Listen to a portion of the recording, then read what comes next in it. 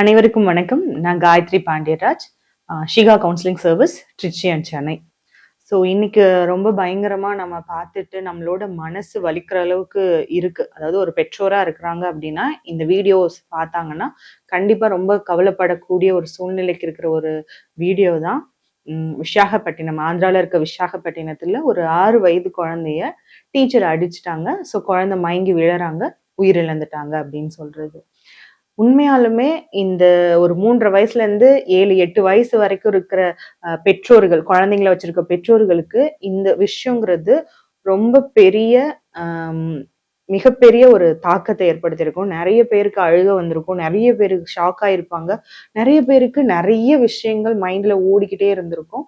அது எல்லாத்துக்குமே காரணம் என்ன, அது ஏன் இப்படி ஆகுது, உங்க பயத்தை எப்படி போக்குறது அப்படிங்கறத நம்ம இந்த வீடியோல பேச போறோம். கொஞ்சம் சென்சிட்டிவான டாபிக்ஸ் தான், பட் ஆனா எல்லாருமே தெரிஞ்சுக்க வேண்டிய ஒரு டாபிக், எல்லாருமே அவேரா இருக்க வேண்டிய ஒரு விஷயம் தான்.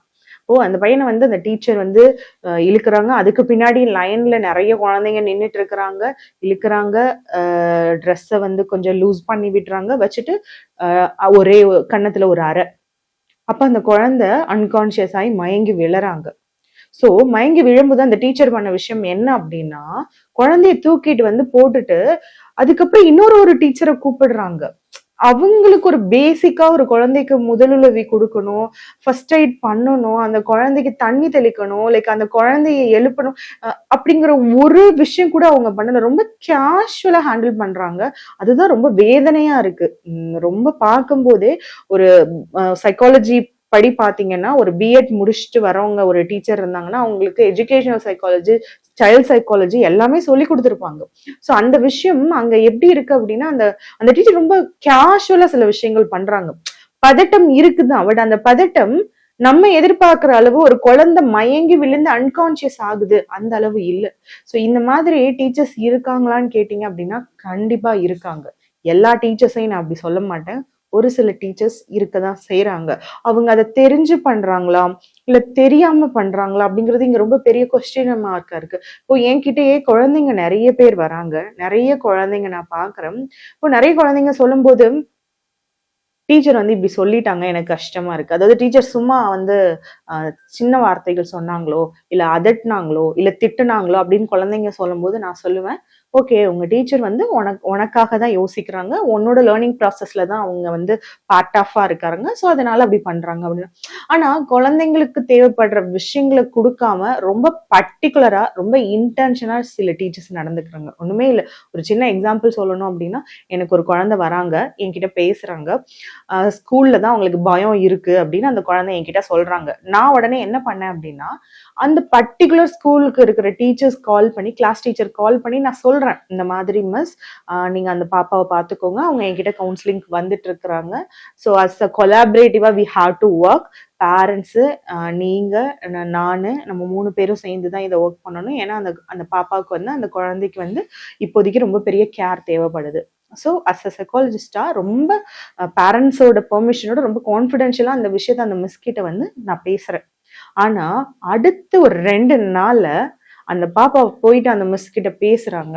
பேசிட்டே இருக்கும்போது அந்த மிஸ் சொல்ற விஷயம் ஹோல் கிளாஸ்க்கு முன்னாடி என்ன நடக்குது அப்படின்னா, உன்ன மாதிரி நான் என்ன கவுன்சிலிங் போயிட்டு இருக்கேனா, நீ ஏன் சொல்றதே கேட்கவே மாட்டேங்கிற, உன்ன மாதிரி நானும் கவுன்சிலிங் போனா ஏன் ஸ்ட்ரெஸ்ஸும் குறையும் போல அப்படின்னு சொல்லிட்டாங்க.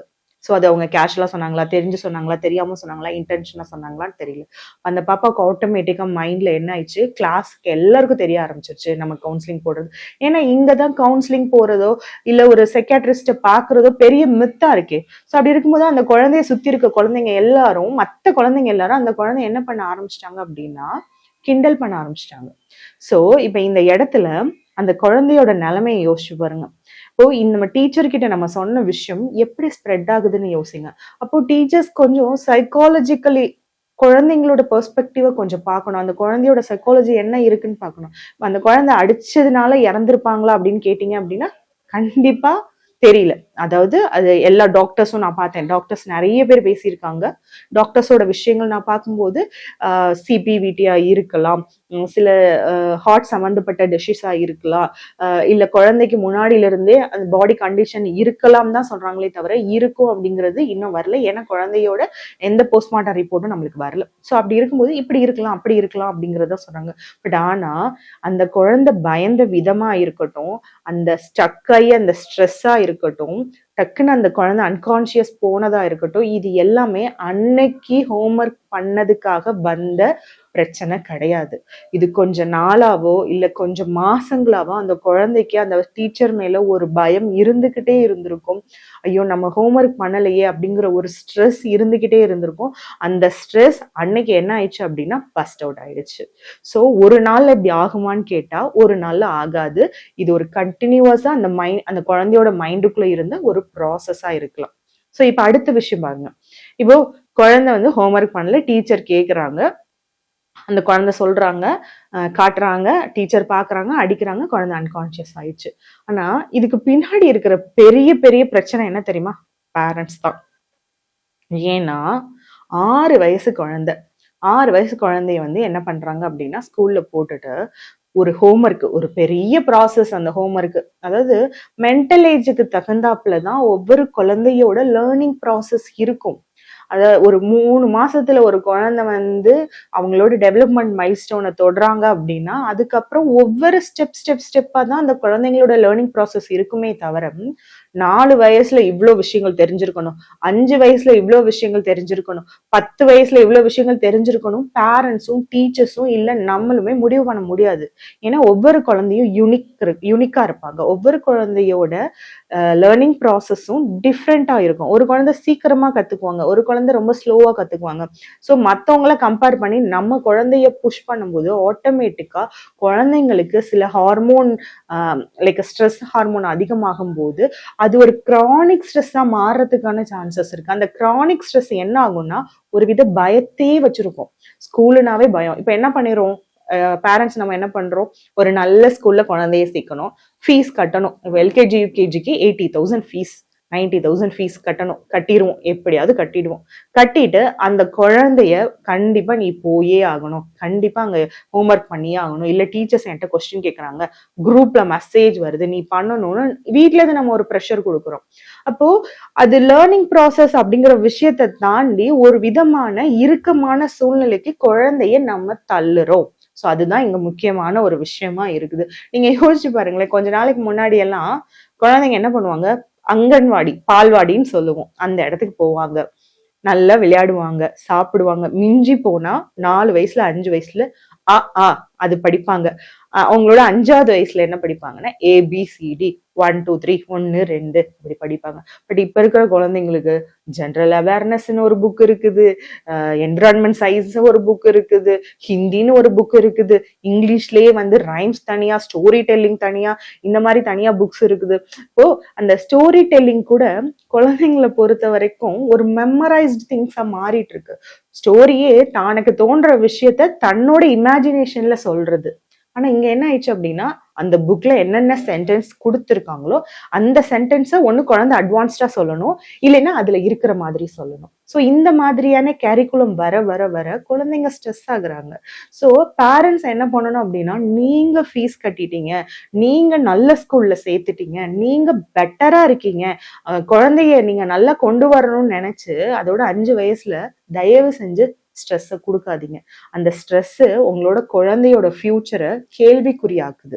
அந்த கேள்விக்குறி ஆக்கும்போது சில குழந்தைங்க அதை கடந்து வந்துடுறாங்க, சில குழந்தைங்களால கடக்கவே முடியல, சில குழந்தைங்க அதுக்கு தேவையில்லாத விஷயத்தை யோசிச்சு தன்னோட ஃபியூச்சரை தேவையில்லாத சைடு திருப்பிடுறாங்க. ஸோ இதுதான் முக்கியமா இங்க நடக்கிற பெரிய பிரச்சனை. ஸோ இப்போ பேரண்ட்ஸை பத்தி இந்த விஷயங்கள் நம்ம சொல்றோம். இப்போ ஒவ்வொரு விஷயமும் பேரண்ட்ஸ் என்ன பண்றாங்க அப்படின்னா, குழந்தைக்கு இப்போ ஹோம்ஒர்க் பண்ணணும் அப்படின்னு முடிவு பண்ணும்போது அந்த ஹோம்ஒர்க்கை கடன்னு சொல்லணும், எழுதணும். அதாவது ஃபைன் மோட்டார் ஸ்கில்ஸ் வந்து எப்போ வருமோ அப்பதான் வரும். நீங்க யூகேஜி படிக்கும்போது, எல்கேஜி படிக்கும்போது அந்த குழந்தை கடன்னு எழுதணும் அப்படின்னா எப்படி எழுத முடியும்? ஒரு யூகேஜி பேரண்ட் வந்து என்கிட்ட சொல்றாங்க, என் குழந்தைக்கு ரைட்டிங் சரியா வரமாட்டேங்குது, ஏதாவது சைக்காலஜி ப்ராப்ளமா இருக்குமான்னு கேட்கறாங்க. What is this? எப்படி ஒரு குழந்தைய வந்து ஒரு ஜட்ஜ்மெண்டோட போயிட்டு ஒரு 5 வயசுலயே நம்ம என்ன பண்றோம் அப்படின்னா, அந்த குழந்தை இப்படி இருக்கணும், இப்படி இருக்கணும் நம்ம மைண்ட்ல ஒண்ணு செட் பண்ணி வச்சுட்டு, அது அந்த குழந்தைகிட்ட திணிக்கிறோம். அந்த குழந்தைய அந்த சூழ்நிலைக்கு தள்ளுறோம். இதுதான் எக்ஸாக்டா நடக்குது. சோ நீங்க கேட்கலாம், அப்ப ஸ்கூலே போக வேண்டாமா? வீட்லயே நம்ம வச்சுக்கலாமா? அப்படின்னு. ஸ்கூல் போக வேண்டாம்னு சொல்ல. What is the concept of ஸ்கூல்னு நீங்க கேக்குறீங்க?